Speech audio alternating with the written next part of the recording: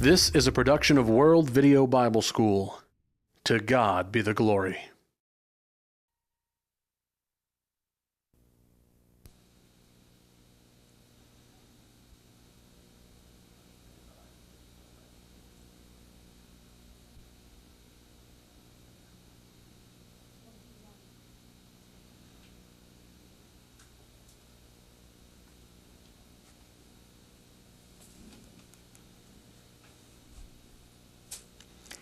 We are continuing our survey of world religions. We have come now to lesson number 10, which is a study of Confucianism. And we have entitled this lesson, Confucianism, Optimistic Humanism. Confucianism, Optimistic Humanism. Confucianism, of course, is a religion, a philosophy, an ethical system, a way of living that has long been practiced by the Chinese people, both in China and in various places in the world where they've gone to live. Confucianism has been described as a religion of optimistic humanism. Now, Confucianism is not really a religion in the sense of a man worshiping a god or gods at the very center of the religion, but it's mainly an ethical system dealing with how one is to get along with his fellow man. Brother Wayne Jackson has made this statement. He says the teaching of Confucius was actually neither religious nor philosophical, but merely social. In fact, there was very little religious impulse in Confucius' attitude about life. Although the emphasis in Confucianism is on the earthly, on this earth, yet Confucianism gradually took on the form of religion. As one writer has said, the emphasis was on the earthly, not the heavenly, but heaven and its doings were assumed to be real rather than imaginary. In other words, Confucius merely accepted the common religious beliefs of his day, but he didn't really set his teaching in a surrounding of religious ideas. He merely taught people how to live, how to get along with one another, how to be efficient in government, and how to do a better job in education. But this philosophy was accepted gradually by the people of China, and they added to it their various religious ideas which were common, and so what was really designed to be a social system of ethics of how one is to live and function among his fellow men grew into a religion. The Chinese practice of ancestor worship became a part of Confucianism. And after several hundred years following his death, Confucius himself was given the status of a god by later generations of his followers and even by the Chinese emperor. Confucianism has affected the moral, political, and social life of China for more than 2,000 years. No other philosophy or religion or way of thinking in any way has ever made such an impact upon China and the Chinese people, at least until the coming of communism about 50 years ago. But you know, even though communism has not been able completely to erase Confucius thought in China, many Chinese people hold to communism publicly, but it is said that they practice Confucianism privately. It is estimated today that there are more than 275 million people, more than 275 million people. It could be as many as 1 billion people who hold to Confucian thought and Confucian ways of doing things. Of course, they are mainly among the Chinese, both in China and in other lands which have a large Chinese population. Confucianism began about 500 years before Christ. We studied about the beginning of Buddhism. Gautama Buddha and Confucius were born about the same time and lived during the same period of time on this earth. Now, one lived in India and the other lived in China, and there's no evidence in any way that they knew each other or even knew of the existence of one another. But even if they had, they would have had very little in common because their systems of thought are very different. Confucius was born about 550 BC. His name actually was Chiu King, and I want to apologize to any of my students who may be watching this video who know Chinese or know the pronunciation of Chinese words, because I may mispronounce some of these words, and if I do, I hope that you will forgive me and just credit it up to the fact that I am not aware or do not know the Chinese languages. But Confucius' family was very poor, although they may have been of aristocratic descent. Confucius himself was from a very large family. He was the youngest of 11 children. His father died shortly after his birth, and so he was left to grow up and take care of himself. It is said, though, that he had a very happy childhood. Most of his childhood was spent in hunting and fishing. But when he became 15 years of age, he became very serious about his education, and so he became a very good student. As a result of this, by the time that he was 20, he already held an important post as a tax collector in the government of his home province. He dedicated himself to a continuing effort to learn and improve himself, and eventually became a great scholar in the ancient history of China. He was also a gifted musician, a writer of verse and poetry, and so was a very well-educated and cultured man. He married when he was 20 years old. He had a daughter and a son, and a happy married life for a time, but eventually his marriage ended in divorce. He then became a teacher, and when he became a teacher, he found that he was doing that for which he had great talent. He was very gifted as a teacher. Students came from many places to study at his feet, and his fame soon spread throughout the land of China. He became renowned for his great wisdom and his ability to instruct. His students referred to him, and again, please pardon my pronunciation, but his students called him King Futzu, or Kung the Master. Now, this is the way we get the word Confucius. Confucius was not his real name, as we've said. His real name was Chiu King, but Kung the Master came into English through the Latin language, and as a result of the changes that took place, from Kung the Master we came to Confucius. And so we know him as Confucius today, particularly in the Western world. At the time that Confucius had begun his teaching, Chinese civilization was at a very low ebb. The Chinese have a very ancient civilization, but in his day and time, the civilization had degenerated. Civil war had torn the land of China. Political rivalry was the order of the day.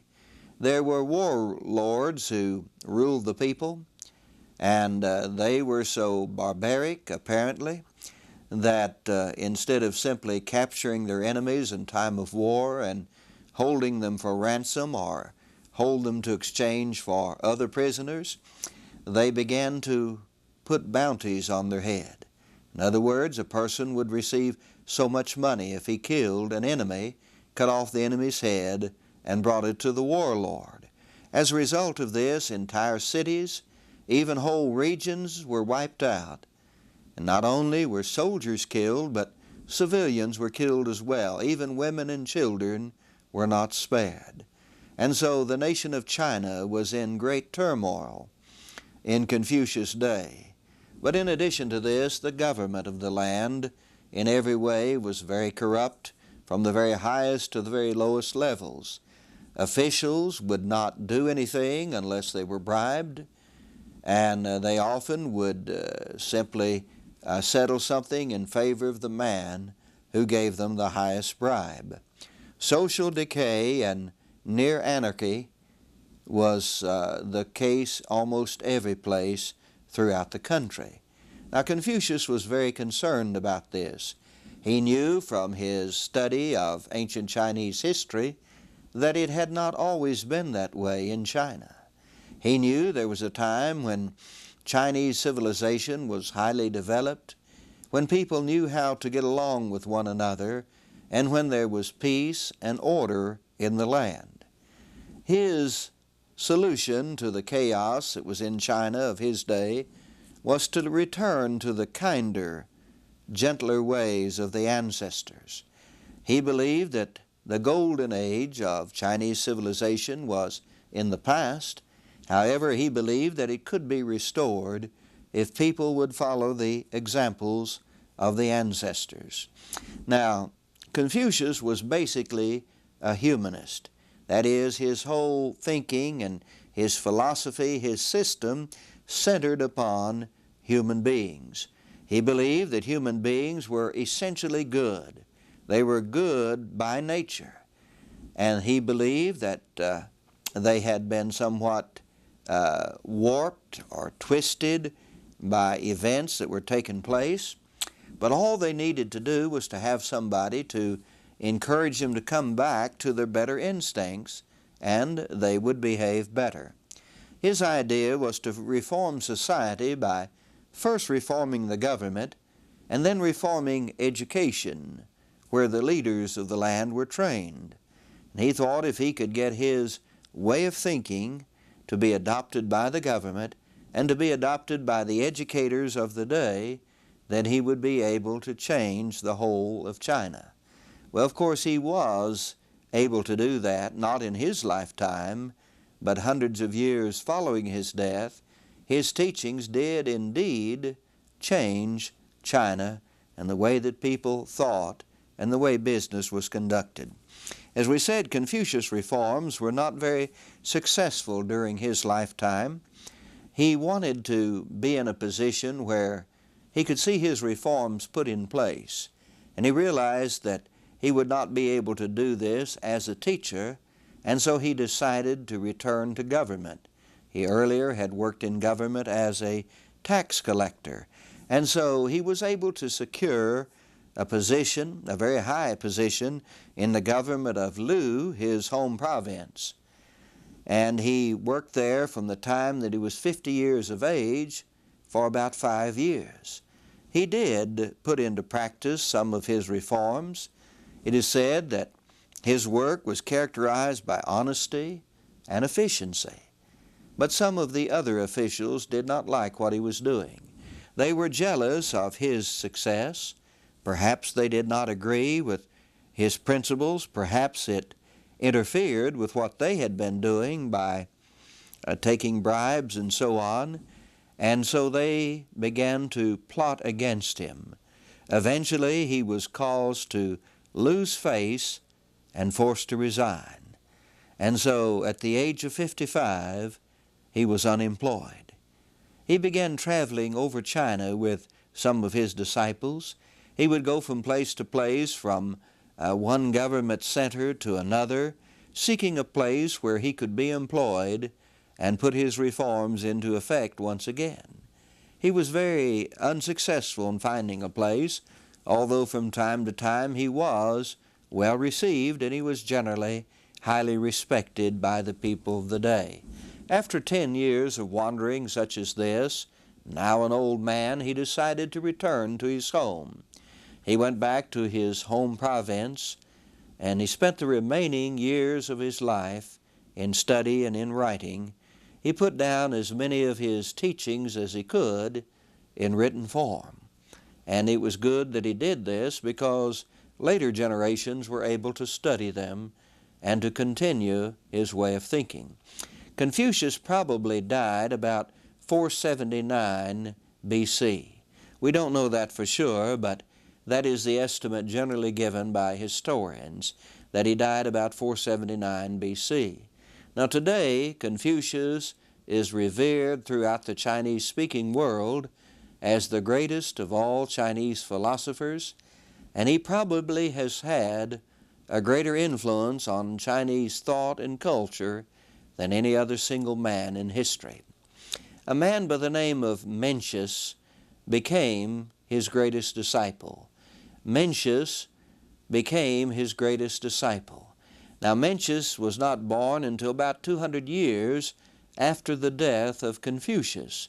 And so Mencius never knew Confucius in person, of course, but he became a student of his writings, and he believed that Confucius was right in everything that he said. And so he dedicated his life to spreading the teachings and reforms of Confucius. He was probably more responsible than any other for Confucius' teaching becoming the accepted standard of behavior in China for the next 2,000 years. Mencius was a man of great ability. He was a respected teacher and scholar, and because of this he had great influence with many people. He held various government jobs, but he was very unsuccessful, as had been Confucius, in reforming government according to the principles of Confucius. Finally, he was forced out of government, and like the man whom he honored so much, he spent many years wandering over China, going from place to place in an attempt to teach rulers how to reform the government. Finally, as Confucius had done, Mencius retired to his home, and he spent his last years in writing and teaching. But as a result of his work, the teachings of Confucius were perpetuated for future generations. Mencius died about 289 BC. It's believed that he was a very old man, probably about 81 years of age. Now let's notice that Confucius' teachings were designed to produce the superior man. Confucius' teachings were designed to produce the superior man. This was the stated purpose of Confucius. Confucius knew that if he began with the man, and if he got the man right, so to speak, then he knew that society would be right. He knew that education would be done right. He knew that people would get along with one another. He knew there would be honesty and efficiency and integrity in government. And of course, he's right. One time several years ago, I came across a little tract. I don't recall who wrote it. I don't recall where it came from, but the tract was entitled, "A Better World Begins with Me." A better world begins with me. And we must understand that as Christians, when we go about to teach the gospel and save souls and improve the world, we generally have to do it one person at a time. But if we can work on each individual, and if we can get enough people to be the kind of people they ought to be, then that's going to have an influence on all of society, even upon those who do not accept the teachings of the Bible. And so Confucius was right in his approach. Confucius wanted to produce the superior man. Now Confucius himself was very much a model of that which he sought to produce. He was a born leader among men. He was a great scholar, a student of ancient history. He was a cultured man, a sensitive man. He loved poetry. He was a very gifted classical musician. And it said that on all occasions he was a kind, courteous, considerate, and gracious gentleman. In fact, Confucius made this statement, at least this statement is attributed to him: "He who in this world can practice 5 things may be considered man at his best." What are these 5 things? Humility, magnanimity, sincerity, diligence, and graciousness. If you are humble, you will not be laughed at. If you are magnanimous, you will attract many to your side. If you are sincere, people will trust you. If you are gracious, you will get along with your subordinates. Now that's very wise advice, and it would be good advice for any of us to follow. Of course, Confucius knew nothing of the Bible, of the Jews, God's chosen people, but many of the things that he taught are certainly in harmony with the principles of behavior taught in the New Testament. Confucius' teachings are found in several books which have been attributed to him, but they were probably written at least in part, or at least edited by later disciples of his. There are the Analects. The Analects. The Analects contain sayings of Confucius and his disciples. Now, we often hear Confucius quoted. Somebody will say, well, as Confucius said, and very often they're quoting sayings of his which come from the Analects. Then there is his work called The Great Learning. The Great Learning. The Great Learning deals with the education and training of a gentleman. Another book is called The Doctrine of the Mean. The Doctrine of the Mean. This book deals with how human nature fits into the order of the universe. Finally, another book written not by Confucius but by Mencius, his greatest disciple, is simply called the Book of Mencius. The Book of Mencius, it was written by Mencius about 300 BC, and it is a collection of the thoughts of Confucius. Though written by Mencius and called the Book of Mencius, it really deals with the teachings of Confucius, and it stresses, as Confucius did, the basic goodness of human nature. Man basically is good, but he gets warped.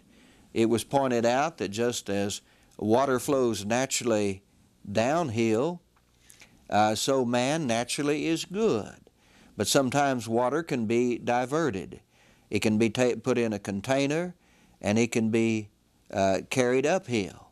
Or it can even be made by the force of gravity to turn and go in a different direction from that which it wants to flow in, by diverting the stream or by damming up the stream and changing the channel and so on.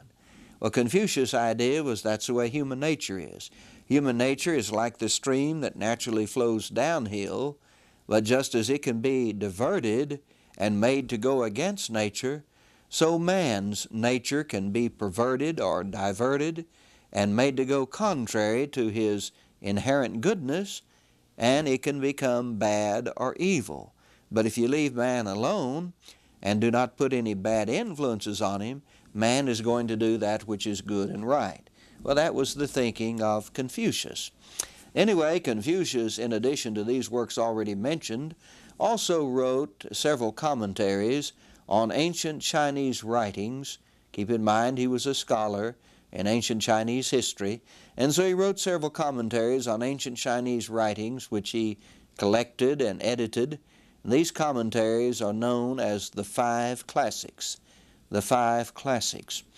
Now let's take just a little bit and notice some of the specific teachings of Confucius, some of his better known teachings. And of course there are many volumes of them, and so we can only just notice the basic teachings, if you please, which are good examples of his overall teaching.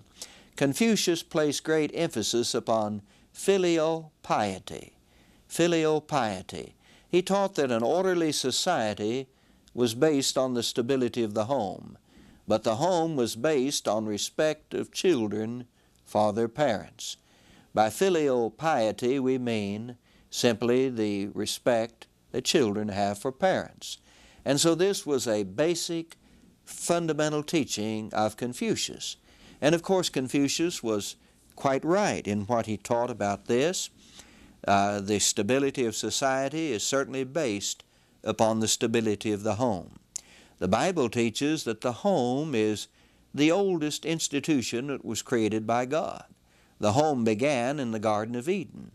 Later, the civil state was instituted, and of course, still later, the Church of Christ was begun.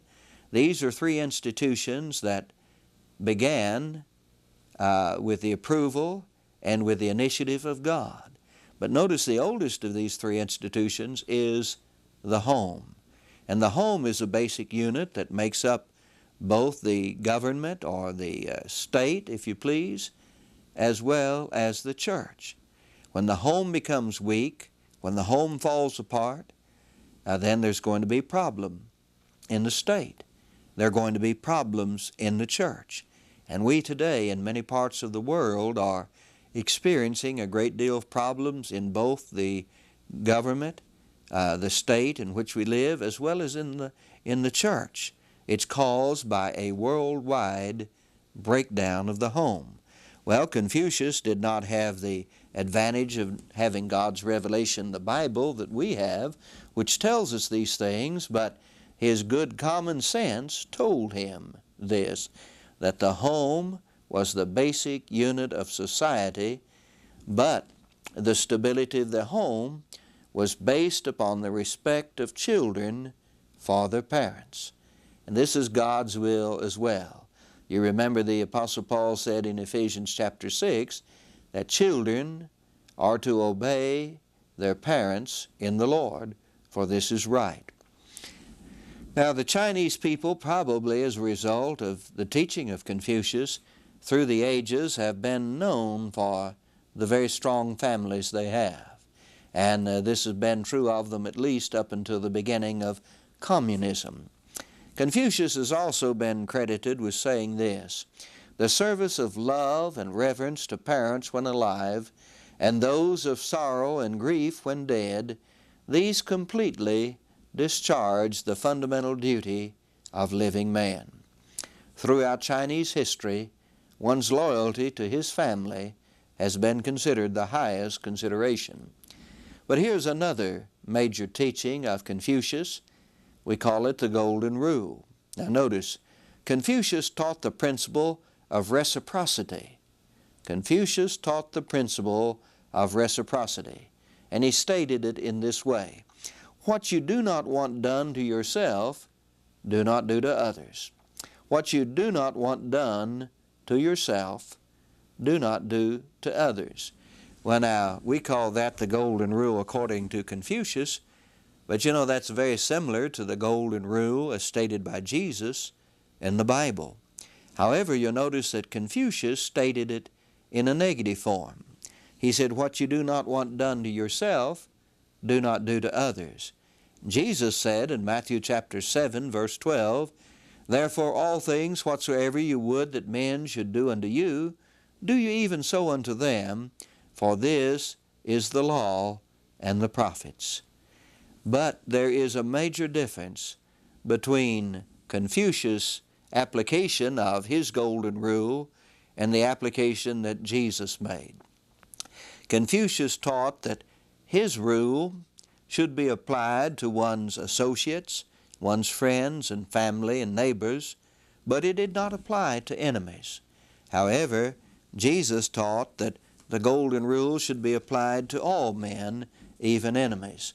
In Matthew chapter 5, in the Sermon on the Mount, beginning in verse 43, Jesus said, you have heard that it hath been said, thou shalt love thy neighbor and hate thine enemy. But I say unto you, love your enemies, bless them that curse you, do good to them that hate you, and pray for them which despitefully use you, and persecute you, that you may be the children of your Father which is in heaven.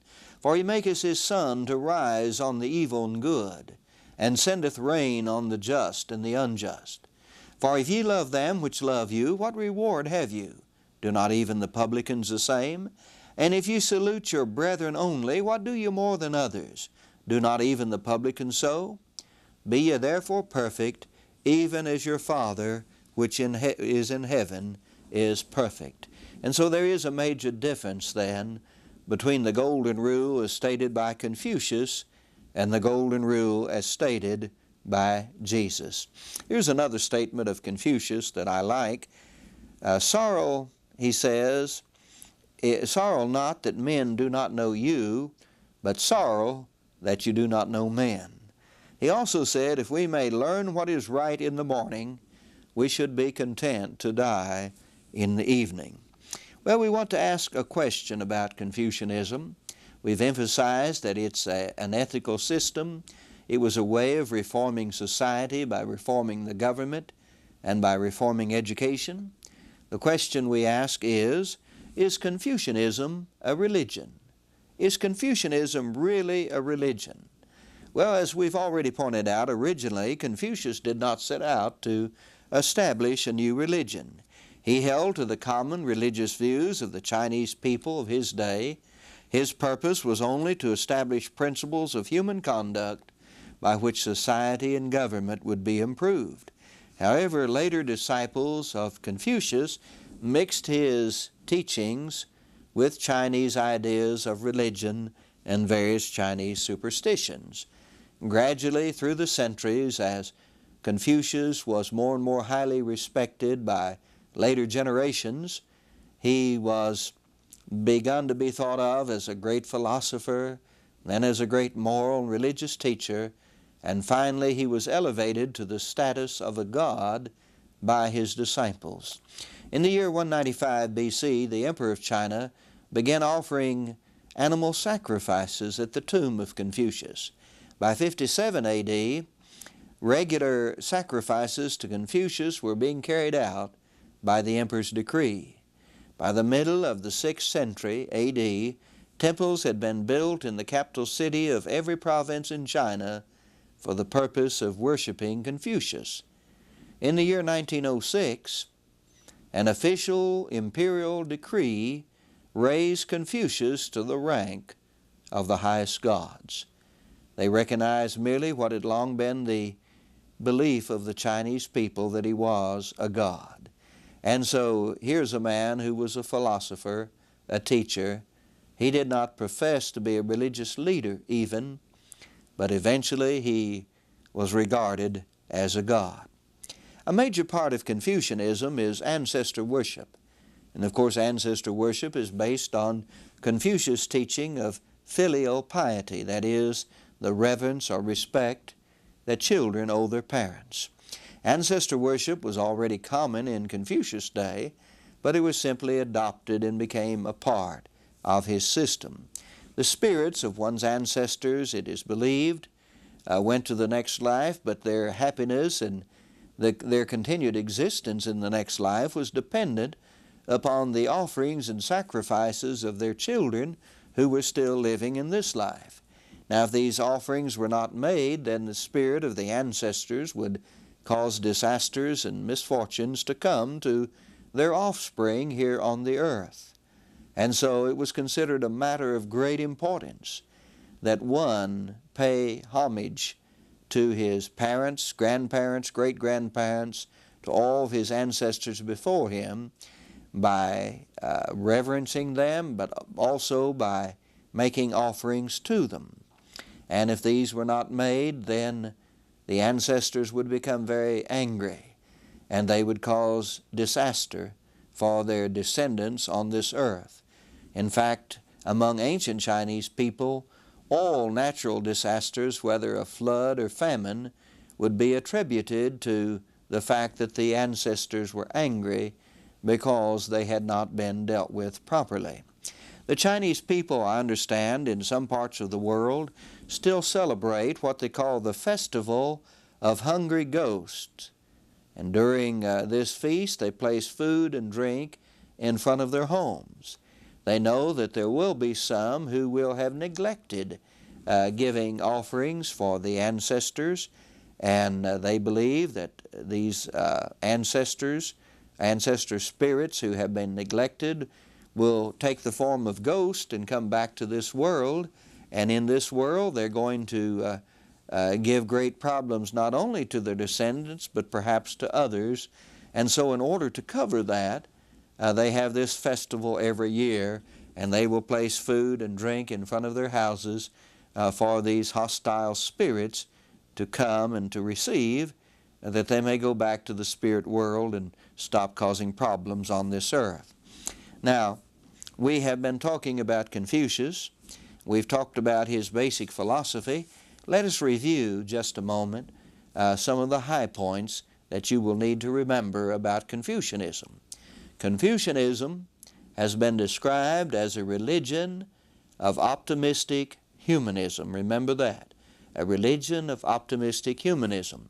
Remember, too, that Confucius was born about 550 BC, and he died about 479 BC.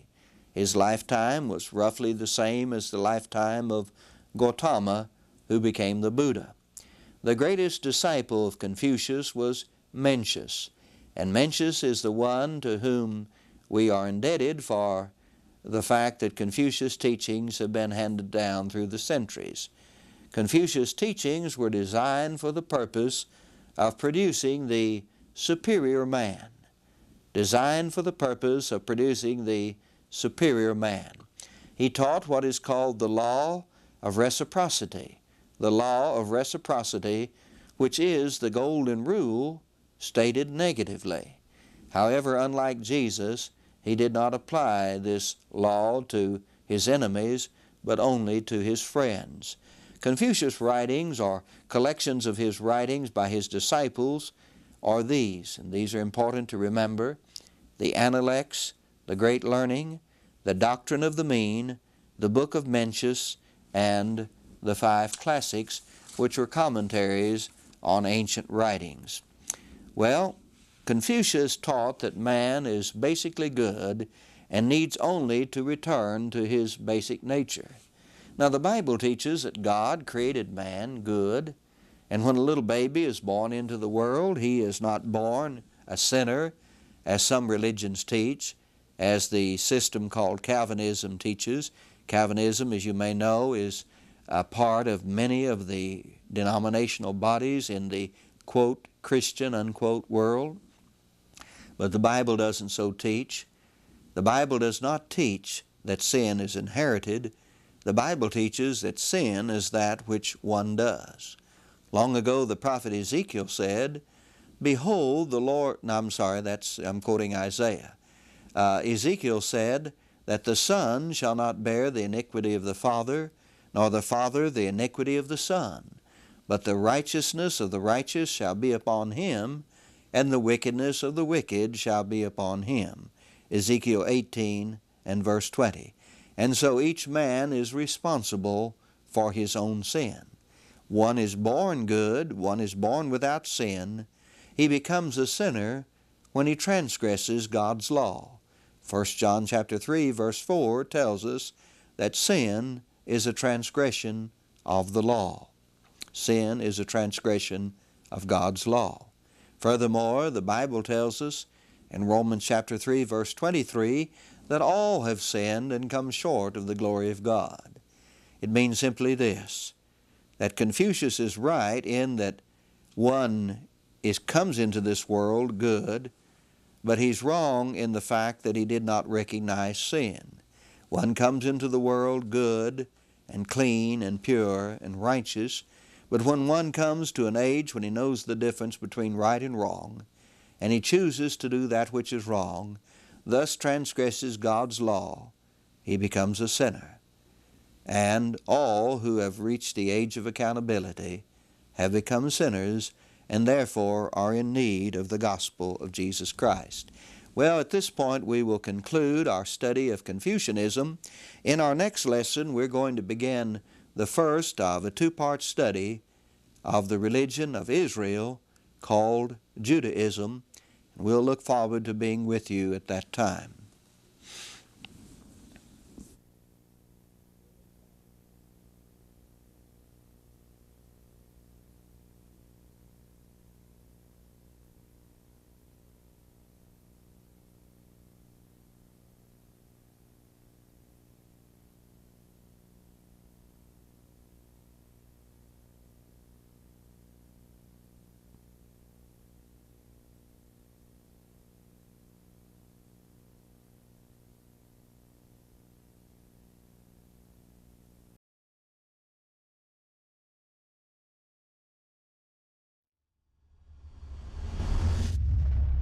This is a production of World Video Bible School. To God be the glory.